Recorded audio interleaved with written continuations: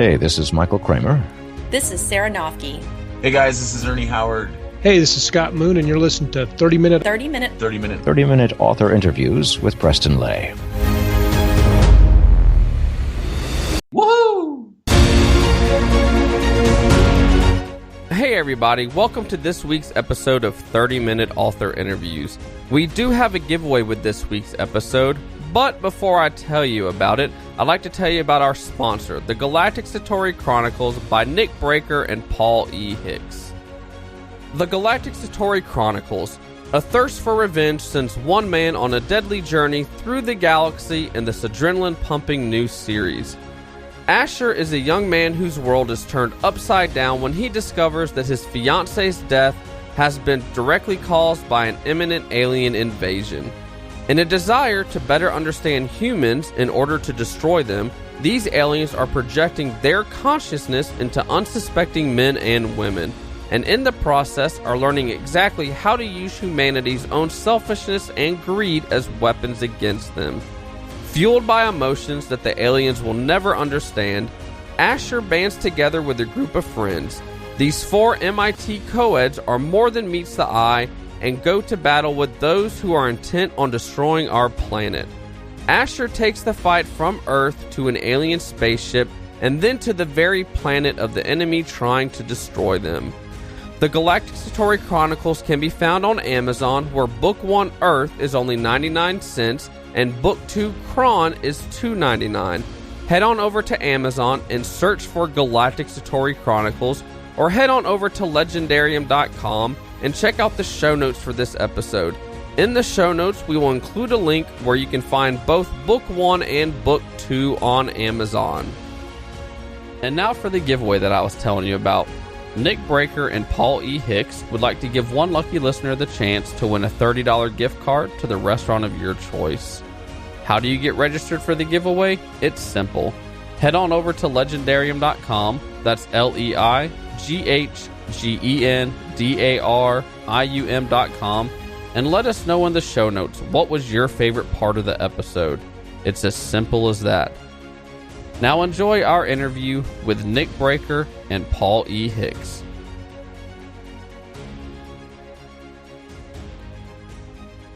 Welcome everybody to this week's episode of 30-Minute Author Interviews. This week we're actually joined by two authors with us that write together, Nick Breaker and Paul E. Hicks.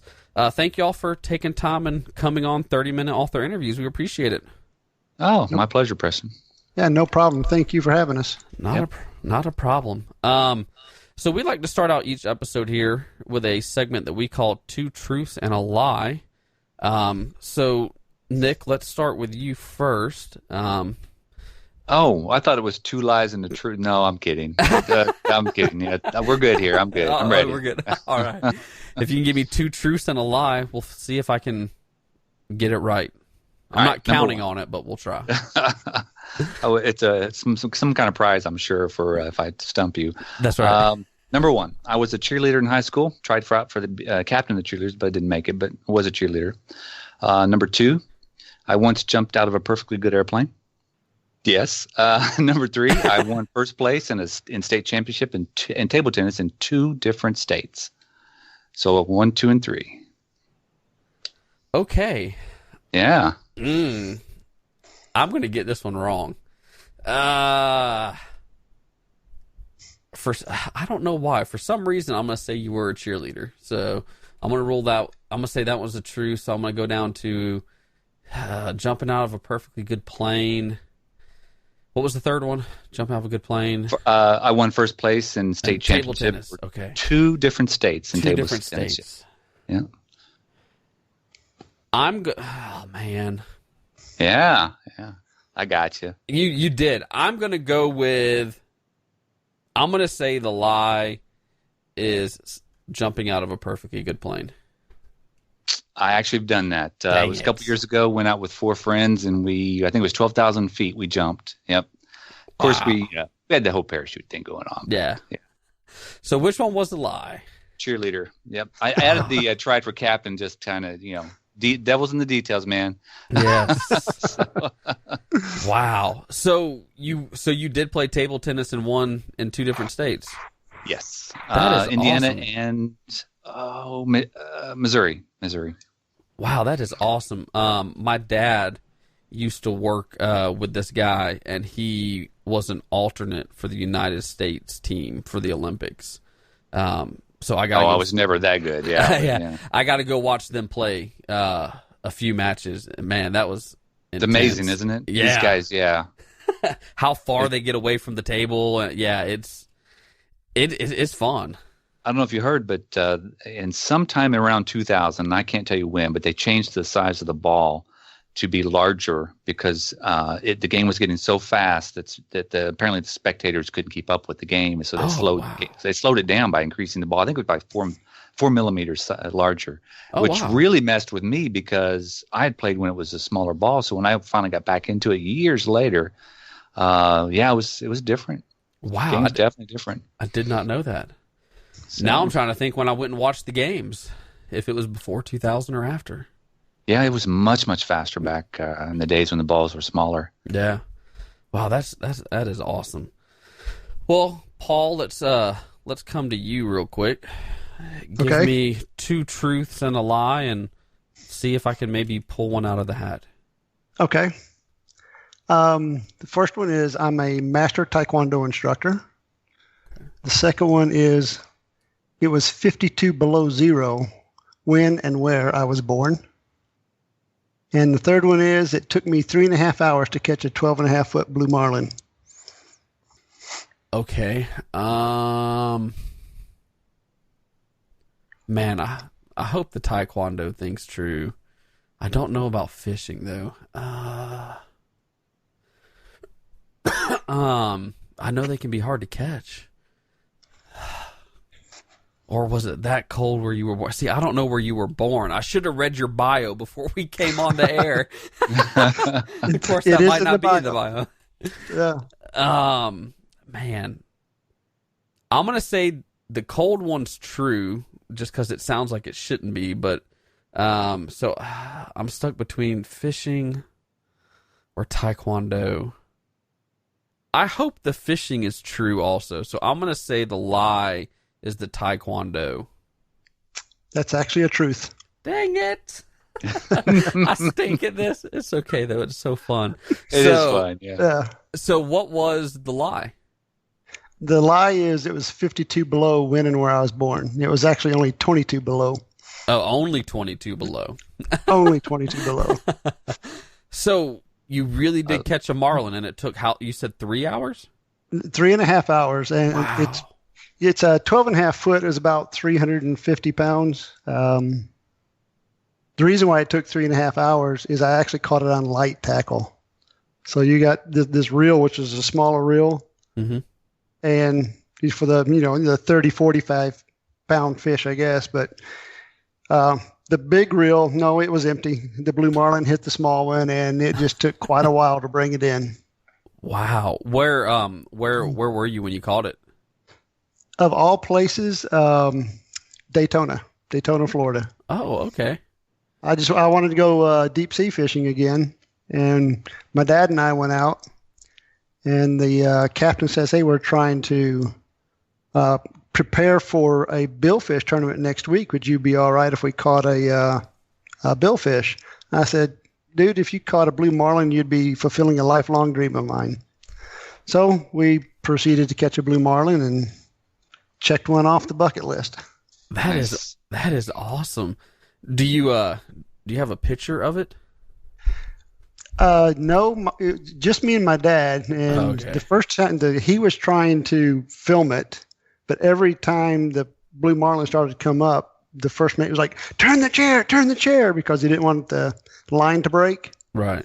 So my dad's like turning the chair and trying to catch the fish when it comes up, because then he didn't know exactly when it was going to come up. But he finally set the camera down about the third or fourth time it jumped, and it wasn't. It just kind of come out of the water like, oh man, I'm getting tired. Sounds like a big old fish story to me. I'm not buying this. No pictures. There's no proof. Yeah. That's funny. You do see it in the video. Oh, okay. There we go. But it's not that perfect one where you see him dancing on the water, which he did the first time. Mm-hmm. And it was one of those surreal moments where you're living it instead of watching it on TV. Yeah. Wow. Yeah, that's got to be cool. That's awesome. Well, for my listeners that might not know who y'all are or what you do, we'll start with you this time, Paul. Why don't you kind of tell them who you are and what you do? Well, I'm an IT manager. That's my primary job, but I have a love of books and a love of reading, and I've created many stories, in my head and jotted down ideas on paper for a while now. But I now write science fiction books with Nick. We kind of used each other as the motivation to, finally get something on paper and get it in print. Yep. There we go. Well, for Nick, if you could, a little bio on who you are and what you do. I am the typical computer geek or computer nerd. I love technical. Yeah, I love to be getting my hands into the technical side of computers. I'm the guy the family comes to when things break, and they need remote support and all that. So that is my forte, I suppose, is something I was always into when I was a kid, and then eventually made it a career. About 6 years ago, I guess, I got serious about writing and found a passion for it. So Paul and I have been keeping each other on target, on task. Sometimes, you just get to that point where you don't want to write, and your buddy's like, nope, you got to keep going. So we worked on it, and we finally put a book out that was almost 170,000 words, I think, which is typically don't make them that large. Right. Yeah. Well, so I guess one more individual question for each of y'all. We'll start with you, Nick. Have you always had a love of reading, or how did you get your love of reading? Yes, I have. As far as I can, literally as long as I can remember back to, I'm definitely less than 10, but I don't know when. Mm-hmm. I've loved reading books, and mine were, the Stephen R. Donaldsons, the Piers Anthony. Back then, it was a lot of fantasy books that I read. It was only later that I actually got into science fiction, and I really kind of enjoy that more. But it's like, the separation between the two is just so small. But I do like science fiction more than I do fantasy by just a hair. Okay. But yeah, that's me. It's always been one of those things I've just loved to do. So where is the separation for you, or what separates science fiction from fantasy for you? I honestly, I think it's an easy answer, okay, but I don't know if other people will buy it. Magic to me is that unexplained science. You cannot explain it with the real world, right? Physics, that sort of thing. So when magic is involved, or when something happens that's so fantastical that it cannot be explained by science, then I think of that as fantasy. Okay. Dragons that weigh way too much for their wings to be able to allow them to fly. They defy physics. To me, that becomes magic. Okay. So. Okay. And then, therefore, fantasy type genre. There we go. Paul, how about you? Have you always had the love of reading, or how did you get your love of reading? Well, that's an interesting story. As a kid, I did not like to read. My parents bought me books that were the mystery type. I won't name the books, but I could not get into the books. I read the first two, as I recall, and after I read the second one, it's like, okay, now I know the story of all the rest of them. They're just going to change the plot line a little bit. Nancy Drew. Hardy Boys, Nancy Drew. I was thinking the same thing. It was Hardy Boys. There we go. But it was. I was on my way home from Michigan to Tennessee, and my uncle, who's just a year and a half older than I am, was buying a book, and I started looking. I found this Conan book. I said, I think I'm going to read that. And I literally read the whole book during that trip, and ever since then, I've been reading fantasy and sci-fi. I just an avid reader ever since then. It's like I finally found my love of books, and it's like I'm not stopping. So do you prefer sci-fi over fantasy, or fantasy over sci-fi, or do you just love them both the same? I like them both, but I think I probably lean towards the fantasy side. I like that new world that, especially when you get into something like Robert Jordan.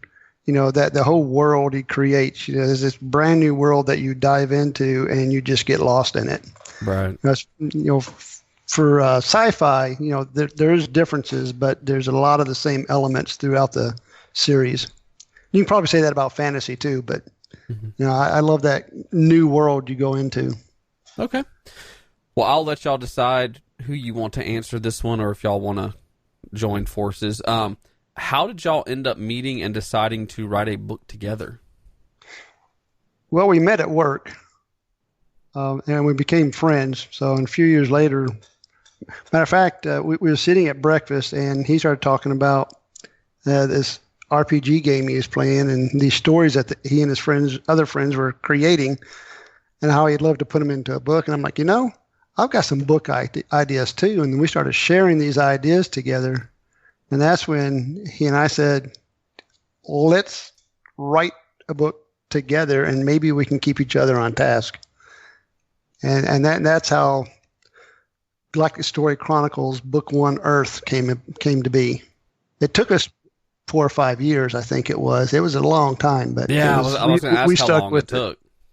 Yeah, I want to say 2012. But it's really tough now because, the older I get, my memory gets awful. But it might have been 2011. But we started it and published it 2015. Okay. If I remember right. And I was going to say that Paul brings a unique set of strengths to the table when it comes to writing. And hopefully I bring some too. And together, I think as writers, as partners in this, we bring everything we need to write the book the way that fans would love. So, yeah. And as you said, the story y'all have is called. Right now you have 2 books out called the Galactic Satori Chronicles. For my readers or listeners that might not have heard about the Galactic Satori Chronicles, can you give them a little book blurb on what the series is about? I think I can actually. I sort of do this a lot, but it's a. I'll just give you the blurb as I tell. I do a lot of conventions, so at the conventions I just tell the people this. It's a story about a young man. He loses his fiancée in a car accident, and it doesn't take him very long to realize that it wasn't an accident. She actually died because aliens were using her as coincidentally as the first human being in an attempt to do reconnaissance on Earth to figure out a way to destroy us. So they projected one of their people's minds into her body while she happened to be driving a vehicle. And let's face it, the alien didn't know how to operate the vehicle, so that's how the crash occurred. Well, it doesn't take him very long to realize that aliens were involved. He sets out with 3 of his friends, 3 close friends, and they go cross country to talk to a scientist at MIT who is apparently also believing that there might be aliens in the universe now. So he wants to talk to him because, frankly, he's convinced that there are as well. But along the way, he meets 4 of literally the brightest young women on the planet. And it's not a coincidence that they are the most intelligent young ladies on the planet. And together, all 8 of them go after the aliens to try to stop them from destroying Earth. And that is the hook that sold me on the book when I met you at the Thunder Road Author Rally. Maynardville Public Library does a authors convention every year. It's coming up in September 9th. Please, if you're listening, come out and see us. It is one of the most relaxing environments. You're going to meet authors from all genres, and it is an absolute pleasure. They are so nice, absolutely so nice. And there is literally any kind of genre you can think of is there. You've got kid authors, to YA, to romance, to sci-fi, to horror. I mean, it is all there at that library. Not to exclude some of my best people that I know, but I want to do some kudos to Patricia Gilliam and Terry Maggert. You'll get to see both of them out there. From what I understand, they're going to both be there too. So yeah, I finally got to meet Terry Maggert last month at the Roanoke Author Invasion, and that was fun to hang out with them. So it should be a good event this year. Hopefully I can make it. We'll see. So y'all get together and you start writing the Galactic Satori Chronicles. In your mind, how many books is this series gonna go?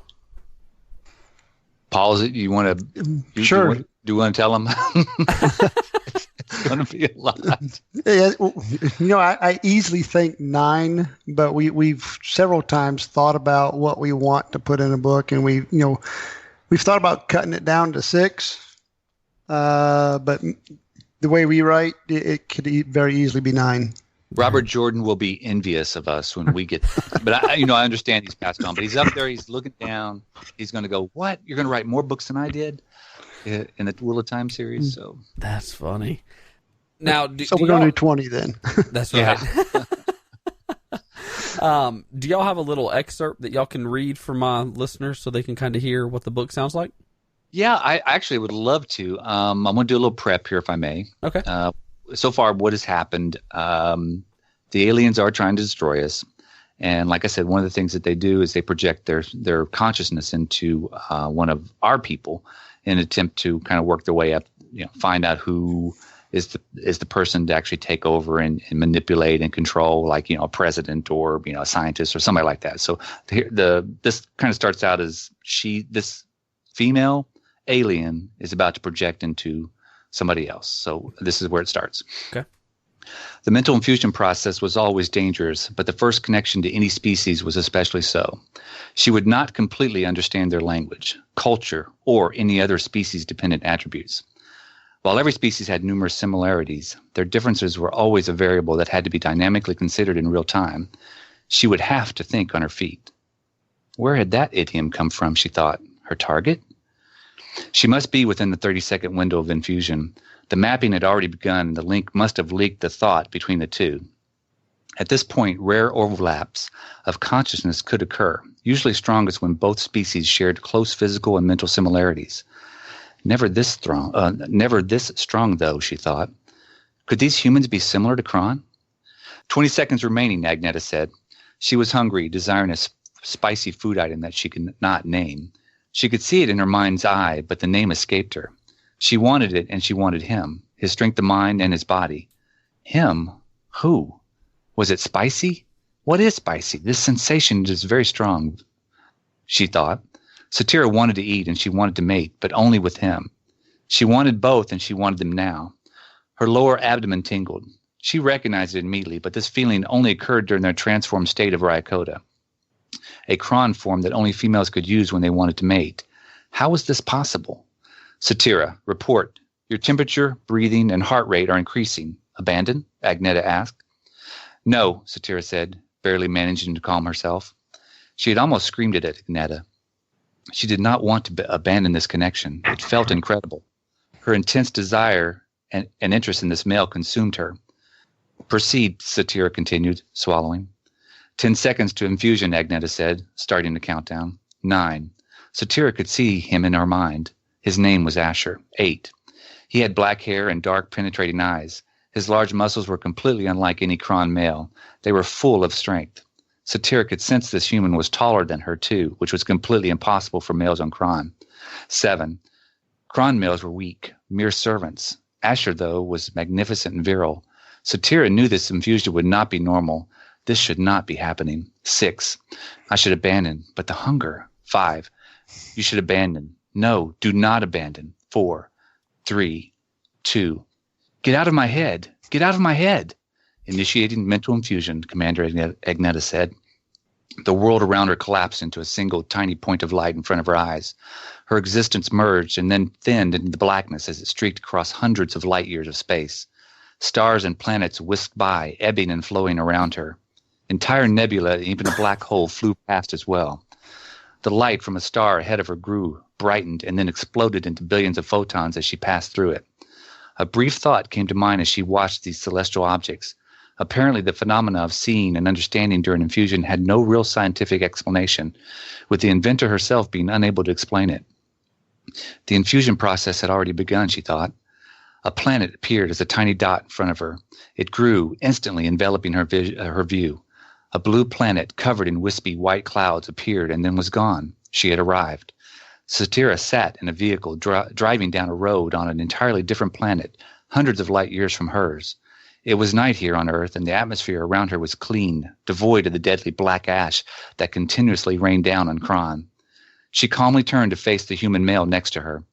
Memories of her strong desire for him and food having faded. His strained and confused look perplexed her. Was that fear? Panic?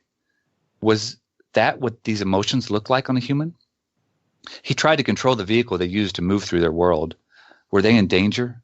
She turned her head left, looking into the direction they traveled. A tree, high speed, imminent impact. Yes, they were in danger, she thought. She tried to raise her arms. She needed to signal her team to extract her. The crunch of metal lasted only an instant. And that's where the scene ends. Wow. That's good. So is that is that in the very beginning of book one? It is. So it really doesn't. Yeah, it doesn't spoil a whole lot because you're going to read that within like first couple chapters, I think. So nice. One question I was kind of curious about is how far along in the writing process were y'all when you came up with the Galactic Satori Chronicles as the name? Do you remember? I think it happened when we got close to being done. We were looking for a name, right? Yeah, I think it was. It's close to when we were done because we went through several iterations of names. And matter of fact, we even went through a brainstorming session to come up with a nice name. Nice. Do you remember some of the names we thought about before this? Galactic Agnes, and we started other. We did just a whole bunch of names. It was. Yeah. We went with Satori because that to us the word means enlightenment. Learning something that you didn't know before. So in a sense, the heroes and the characters in this world learn that aliens are real and they didn't know they existed before. So okay. So what is the writing process like when y'all write together? Is one of y'all better at writing certain scenes than the other? I mean, how's that work out? Yeah, Paul kicks butt when it comes to writing action scenes. He really does, and I think it's martial art background. Sorry, Paul. I mean, I'm giving you some kudos here because you deserve it. Anytime there's an action scene, I'm like, Paul, you're up, man. So, yeah, we have a scene where one of the team on Asher's team is fighting some aliens, and she's a young Asian woman with some incredible martial arts skills, and she reminds me of the character in Aliens, the second one, mm-hmm. where Hicks Vasquez. I think her name is Vasquez. And she's like her in a lot of ways, kind of real strong. Hey, I'm going to kick your butt if you don't, straighten up, kind of thing. So Paul, is it the martial arts experience that's able to help you write those scenes? I think it is because I picture the scenes in my head. I picture the moves. I picture how an opponent would counteract those moves and just how it would flow, and then. As a writer, I want to bring it out to the reader so that they can see it the way I do. We just interviewed Juliana Spink Mills, and she decided to take longsword lessons because she had some sword fighting in her books. And after she took the lessons, she realized some of this isn't possible, so I'm going to have to go back and change a little bit of it. So I think that's cool that you're able to use your martial arts and just make it that much more real. That's great. So how has y'all's day job has that helped y'all write the story since you know so much about computers? Does that help tie into the series any? I say initially, being in IT, we're pretty creative in any way. That's helped us come up with the ideas, help us come up with some of the scenes that we have. But the first thing you say when you said that has our job to help us, I'm like, no, I have to work too many hours. But yeah, the creativity of being in this field, I think, it comes natural to because he and I are very similar when it comes to computers and our skill set with it. But creativity is a big part of that, and as a result, I think that helps us in our writing as well. Nick, I'm going to come to you with this question first, and then we'll come to you, Paul. So you can think on your answer, and I'll just throw Nick under the bus. Here we go. Do you have one character that you enjoy writing the most? And then if so, who is it and why? Yes, but it is not in the Galactic Satori Chronicles. It is in another series of books that I'm writing, and her name is Alta. She is a very, very complicated character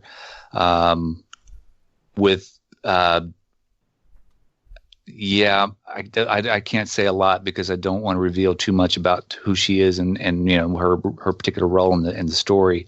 Okay. But when it comes to her character, I love writing about her because she brings to the story this element of duality that the hero just doesn't know where he stands, with her. Is she a bad person? Is she a good person? What really is motivating her? Because the reader doesn't get all of this, obviously, during the story, but as the writer, I know her very well. So when I'm writing her, I got to think, okay, she's going to be this way with this person and this way with that person, and in order to survive, that kind of thing. So all those questions are things I go through that she thinks of in order to exist and try to get through this universe that's very, very dangerous to live in. So, okay. And how about you, Paul? Do you have one character that you enjoy writing more than the others? And then if so, who is it and why? Yes, it would be Satira. She's the Omari, the primary Omari for Kron. Mm-hmm. And I guess the biggest reason why is, she was not really fleshed out and created when we started down this path. And Nick said, well, here's some of the things about the world that we're going to be working in. And he told me to run with it. So he and I threw back a bunch of ideas, and the fact that she's a different kind of warrior for her people.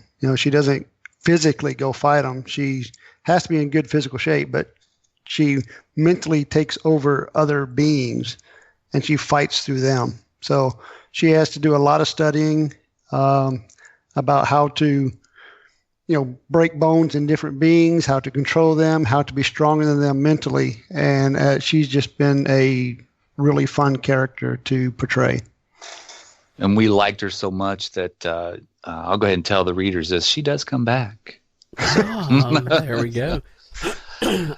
So book 1 is called Earth, and then book 2 is called Kron, and Kron was just released in this past March. Do you have, are y'all working on book 3, and do y'all have a timeline for when you're looking at book 3 to come out? Like we mentioned, there will be a lot of books in the series because this is a huge story, and all of it's relevant. There is more that will be constantly be revealed as we go, and I think that the readers, when they realize at the very end when things either work out or don't work out, that's my caveat. I want to be careful about how to. I'm not saying that it's going to end great or end badly. It just because I don't want to give it away, but when it does get to that ending, it will be a very, very epic and very satisfying ending because of the multiple paths that have to the hero has to go down in order to save the universe, or not save the universe. Depends on how it ends. So, do you have a date you're looking at to release book 3, or are y'all still in the early stages of book 3? We're still in the early stages, and it's actually my fault because I had a major accident with my hand, broke a finger. I say broke, but it was more shattered than broke, and so typing one-handed is rather challenging right now. Yeah, you need to get one of those dictation thingies so you can. You should see him hit Control-Alt-Delete. It is awesome. It really is. It is. It's like a what they call that game with Twister. Yeah, It's like Twister. Yeah. That is hilarious. Oh, that's too funny. Yeah. Well, here I should videotape it. Yeah, you should. Send it to America's Funniest Home Videos. You might be able to win. That's funny. Well, here at 30-Minute Author Interviews, we're kind of famous for one question here, and that question is, A penguin walks through the door right now wearing a sombrero. What does he say, and why is he here? So we'll start with you this time, Paul. Okay, let's see if I can pronounce this. Hola, amigo. Puedo usar la caja de hilo. I said it better in my head. And for those that don't speak Spanish, what does that roughly translate to? Hello, friend. May I use your icebox? There we go. Did he shatter a fin? Maybe. Maybe. That's funny. And how about you, Nick?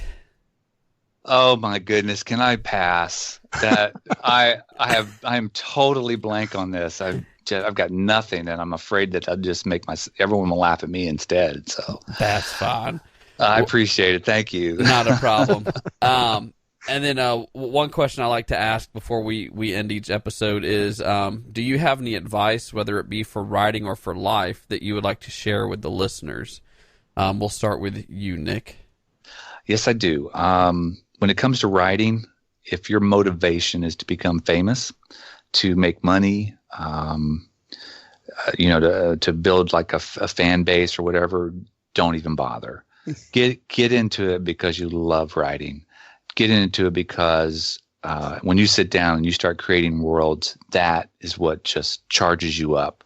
Writing about characters that you know intimately and you want to share with others, and you want to give readers and fans and the people you know, maybe family, stories that are entertaining and fun for you. Right? Don't do it because you think you're going to get money or fame or whatever. If that's your goal, don't bother. So do it because you enjoy it. Okay. And how about you, Paul? Yes, I would say do it because you love it. Don't stop. Don't give up. It will be frustrating, but persevere. And I would also share a quote from Brandon Sanderson, one of his books.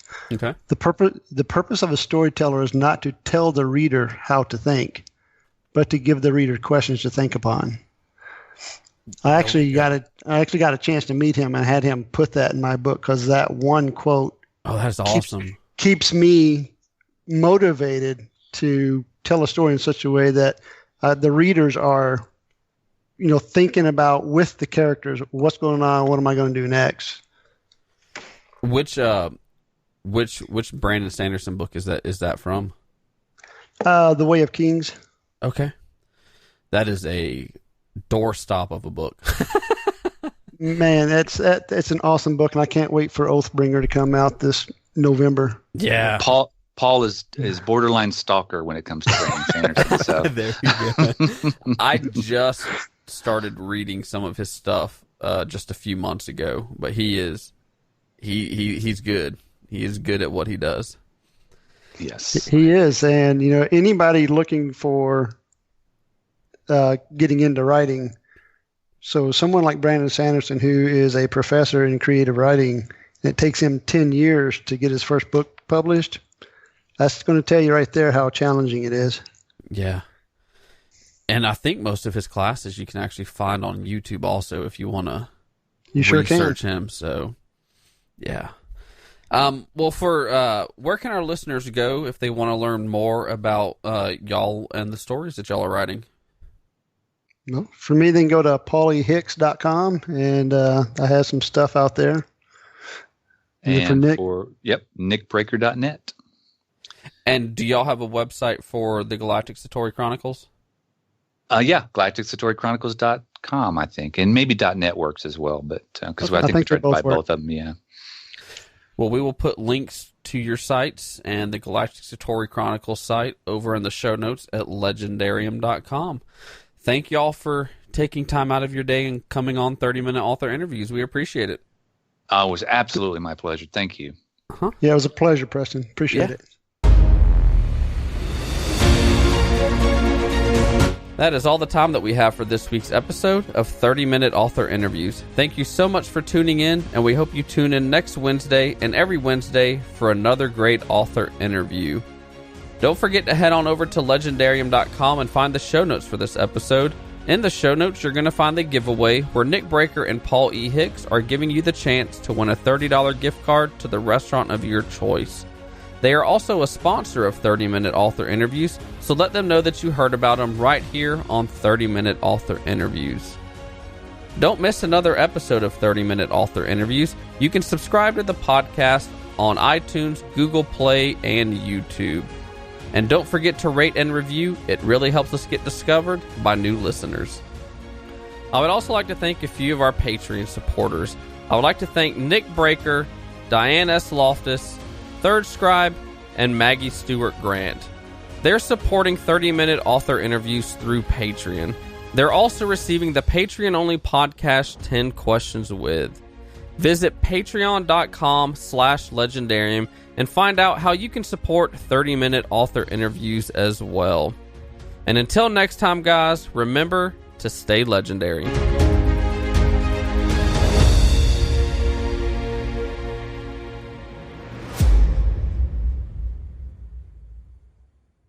Oh, screwed that one up. Blooper reel.